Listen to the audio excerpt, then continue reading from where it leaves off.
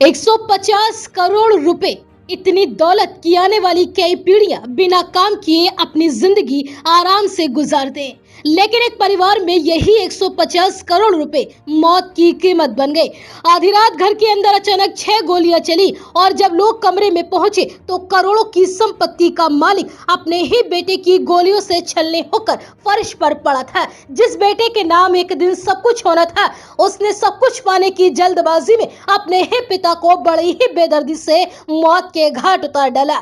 दरअसल ये खौफनाक कहानी है उत्तर प्रदेश के गाजियाबाद जिले के मोदीनगर थाना क्षेत्र के बुदाना गांव की। यहाँ रहने वाले हरिओम चौधरी ने पूरी जिंदगी मेहनत करके दौलत बनाई थी। खेती से लेकर जमीन तक, मार्केट से लेकर करोड़ों की प्रॉपर्टी तक। इलाके में उनका अच्छा खासा नाम था। मोदीनगर में करीब 75 बीघा जमीन, दिल्ली मेरठ रोड पर जीवन अस्पताल के सामने एक मार्केट और कुल मिलाकर लगभग 150 करोड़ रुपए की संपत्ति। लेकिन हरिओम चौधरी के लिए उनकी सबसे बड़ी दौलत ये जमीन या मार्केट नहीं थी, बल्कि उनका परिवार था।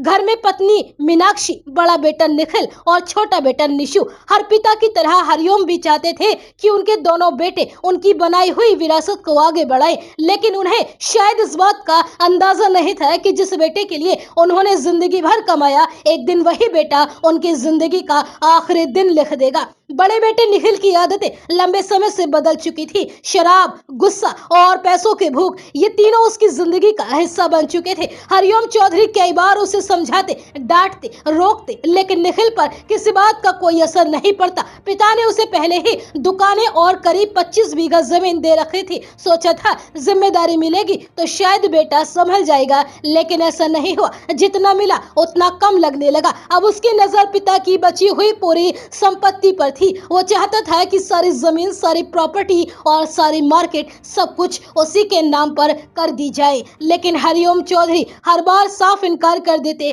क्योंकि उन्हें मालूम था कि अगर पूरी संपत्ति बेटे के हाथ लग गई तो सालों की मेहनत कुछ ही दिनों में बिक जाएगी। यही बात धीरे धीरे पिता और बेटे के रिश्ते में जहर घोलती चली गई और फिर आई वो मनहूस रात जिसने इस परिवार की किस्मत हमेशा के लिए बदल दी। बीते बुधवार की रात घर में सब कुछ बिल्कुल सामान्य था। हरिओम चौधरी रोज की तरह पत्नी मीनाक्षी और छोटे बेटे निशु के साथ खाना खाकर बैठे थे। घर का माहौल बिल्कुल शांत था, लेकिन किसी को क्या पता था कि कुछ ही देर बाद इसी घर की दीवारें गोलियों की आवाज से कांप उठेंगी। रात गहराती गई।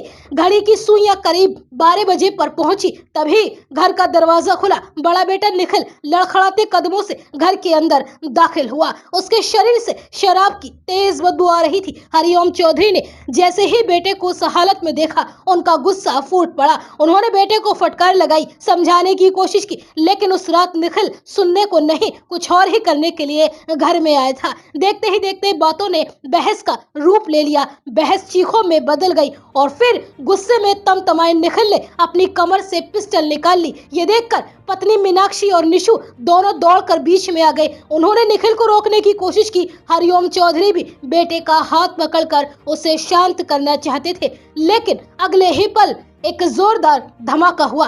पहली गोली चली और फिर दूसरी, फिर तीसरी, लगातार 6 गोलियां, जिनमें से कुछ पिता हरिओम चौधरी के चेहरे में धंसी, कुछ सीने को चीर गई और कुछ पेट में जाकर लगी। पूरा घर गोलियों की आवाज से गूंज उठा।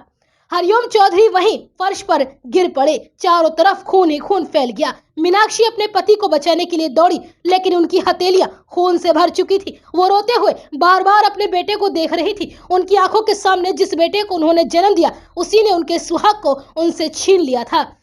उधर गोलियों की आवाज सुनकर आसपास के लोग भी अपने अपने घरों से बाहर निकल आए। जब तक लोग घर के अंदर पहुंचे तो निखिल वहां से भाग चुका था।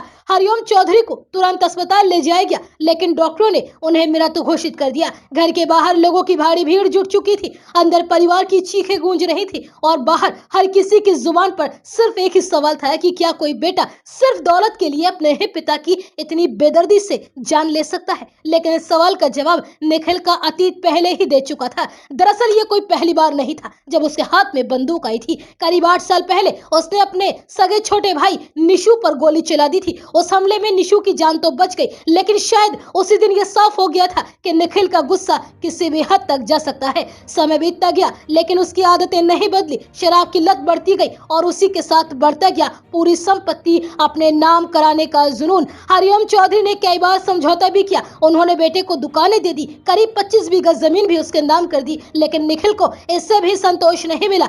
उसे वो सब कुछ चाहिए था, पूरा साम्राज्य एक साथ, और शायद उसे लगने लगा था कि अब जब तक पिता जिंदा है ये मुमकिन नहीं होगा। यही सोच उस रात एक पिता की जान लेकर खत्म हुई। अब हरिओम चौधरी इस दुनिया में नहीं है। घर का चिराग कहे जाने वाला बेटा आज उसी घर का सबसे बड़ा गुनहगार बन चुका है। अब एक तरफ पिता की अर्थी उठाने की तैयारी हो रही है तो वहीं दूसरी तरफ उसी पिता के कातिल बेटे की तलाश में पुलिस लगातार दबिश डाल रही है। जिस संपत्ति को पाने के लिए उसने अपने पिता की हत्या की, अब वही संपत्ति उसके लिए कभी सुकून नहीं बल्कि उम्र भर का कलंक बन चुकी है। क्षेत्र के मोदी नगर के हरिओम हैं, जिनको जो करीब 55 वर्ष के हैं, उनके पुत्र के द्वारा जो है गोदी से, जिसका नाम निखिल है, उन करीब 32 वर्ष है, गोली मार दी गई, जिनको अस्पताल ले जाया गया तो वहाँ की मृत्यु हो गई है।